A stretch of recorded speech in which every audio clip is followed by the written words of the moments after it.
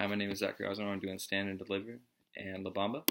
In La Bamba, the film actually is based off a true story off a young boy named Richie Valenzuela, following his dreams to become a rock and roll singer.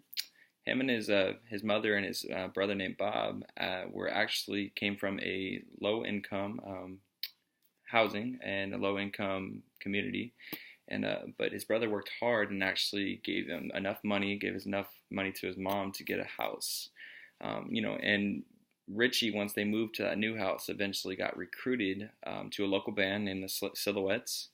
The Silhouettes promised him a solo part that he actually never received. So once at a kickback in a garage, and his mother was there, and once she saw that they didn't give him that solo part, she actually decided to become his manager. And she actually landed the Silhouettes a big gig at a spot in the local town there. But the leader of the Silhouettes didn't like the fact that she was trying to intervene. But Richie and the rest of the crew didn't mind, and they actually wanted to take the opportunity. But a music producer named Bob from Hollywood actually decided to come to that gig at the local spot and noticed Richie there and decided to sign him to the Delphi Music Productions. But I think the biggest social concern in this film is actually between Richie and Donna's parents. Her father controlled her by not letting her see Richie at all, and not let her talk to him on the phone. Richie tried numerous times to call through the payphone, and it was obvious that her father was prejudiced and didn't know Richie and didn't like him for no reason. Pretty much didn't even care to even see what he was about. But Richie proved that it doesn't matter, where your background is or where it comes from. You can do anything you'd like to do. And I think that, also the biggest aesthetics is when Richie was actually talking to Bob about the music.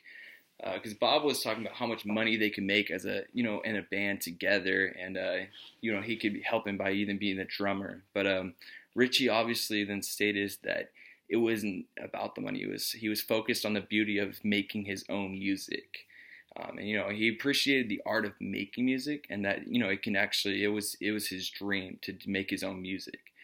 He didn't want the money for himself. When he first met Donna, he actually told her that he was gonna buy a house just like hers, and have the car for his mom that she was driving. But I think the biggest artistic elevation was actually Richie proved that in his artistic evaluation throughout the whole film, that wherever he was, he had his guitar in his hand. Didn't even matter if he was at the payphone; he was singing to her on the phone with his guitar. He also didn't know Spanish, but he went out of the way just to sing La Bamba in Spanish and learn Spanish just for that song. Not full Spanish, but Spanish just for that song. And that obviously proves that he had a passion for what he was doing. But I think as well as for Stand and Deliver, Stand and Deliver was based out of a Latino community. The film shows the struggles that the Latino students at Garfield High School went through in order to prove themselves. Mr. Escalante was the main character in the film. He provided the students the opportunity that they've never had in their life. Even the principal and the other teachers at the school told Mr. Escalante that his students had no opportunity to become anything, and that he was crazy for trying to make his students learn AP calculus.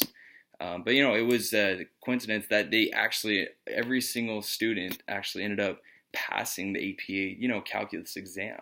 And that's why, and for the social concern of the film, it would be that the entire community did not believe that the students had, the drive in them to become successful and pass the AP calculus exam.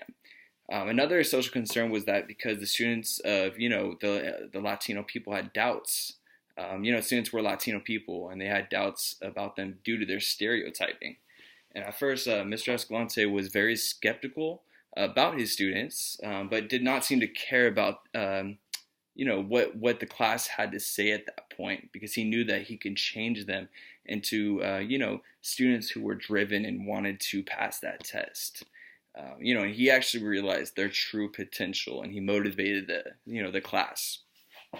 But I think the political agenda of this film was when the two men from the education board came, and their agenda was to find out if the class had cheated on that exam or not.